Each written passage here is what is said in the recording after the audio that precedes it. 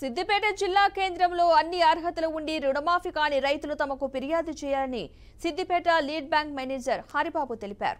రాష్ట్రంలో రైతు రుణమాఫీ ప్రక్రియ శరవేగంగా జరుగుతున్న సందర్భంలో రైతులు తమ ఖాతాలను రెన్యువల్ చేసుకోవాలని సూచించారు. సిద్దిపేట జిల్లాలో తొలి విడతలో 53,129 మంది రైతులకు 290 కోట్ల 21 లక్షల రూపాయల జమ చేయడం జరిగిందన్నారు. రెండో విడతలో 27,955 మంది రైతులకు 279 కోట్ల 33 లక్షల రూపాయలు జమ చేసినట్లుగా వివరించారు.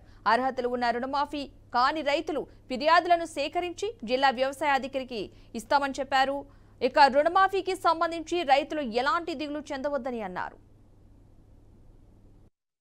ప్రజెంట్ రుణమాఫీ ప్రక్రియ శరవేగంగా జరుగుతూ ఉంది. మన సిద్దిపేట జిల్లాలో మన రైతు సోదరులు సంయమనం పాటించి బ్యాంకు దగ్గరికి వెళ్లి వాళ్ళ వ్యక్తిగతమైనటువంటి క్రాప్ లోన్లని చాలా సహనంతో బ్యాంకు మేనేజర్లకి సహకరిస్తూ రెన్యువల్ ప్రాసెస్ అనేది చాలా చక్కగా చేసుకోవడం జరుగుతూ ఉంది. మన సిద్దిపేట జిల్లాకు సంబంధించి ఫేజ్ 1 విడత కింద 53,129 మంది రైతుల ఖాతాల్లోకి నేరుగా 290 కోట్ల 21 లక్షల అమౌంట్ జమ చేయడం జరిగింది. ఫేజ్ 2 కింద 27,955 మంది రైతులకు నేరుగా వాళ్ళ ఖాతాల్లోకి 279 కోట్ల 33 లక్షలు జమ చేయడం జరిగింది. ఈ రైతులందరికీ కూడా లోకల్ బ్రాంచ్ మేనేజర్స్ అందరూ కూడా వాళ్ళ వ్యక్తిగతమైనటువంటి క్రాప్ లోన్ ఖాతాల్లో నుంచి సేవింగ్స్ ఖాతాలోకి అమౌంట్ జమ చేయడం అనేది జరుగుతూ ఉంది. ఈ క్రమంలో ఏ రైతుకైనా సరే రుణమాఫీ వర్తించకపోయి ఉంటే, ఎలిజిబిలిటీ క్రైటీరియా ఉండి రుణమాఫీ ప్రక్రియ వాళ్ళకు జరగకుండా ఉంటే వాళ్ళు మండల స్థాయిలో ఉన్నటువంటి గ్రీవెన్సీ సెల్ ఓపెన్ చేయడం జరిగింది. అగ్రికల్చర్ ఆఫీసర్ని, ఏఈఓ గారిని కలిసి